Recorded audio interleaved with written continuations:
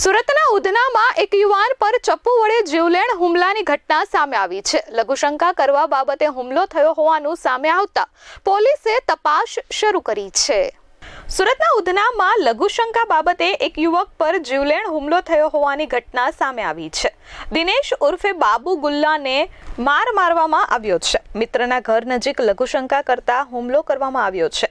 ઈજાગ્રસ્ત દિનેશને સારવાર અર્થે હોસ્પિટલ ખસેડવામાં આવ્યો છે। અસામાજિક તત્વોએ દિનેશને ચપ્પુના ઘા ઝીકી દીધા હતા। વાઝિદ અને હુસૈન નામના ઈસમો દ્વારા હુમલો કરાયા હોવાનું દિનેશ દ્વારા જણાવવામાં આવ્યું છે। ઘટનાને અંજામ આપી આરોપીઓ ફરાર થઈ ગયા હતા।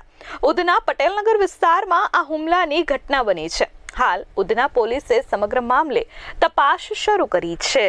मेरा नाम दिनेश सुरेश गुल्ला है। मैं कल पटेल नगर मैच देखने गया था शुभम के घर पे, तो पीछे से मेरे पे हमला कर दिया 2-4 लोगों ने। एक यहाँ मारा और एक यहाँ मारा। ब्यूरो रिपोर्ट S24 न्यूज़ सूरत।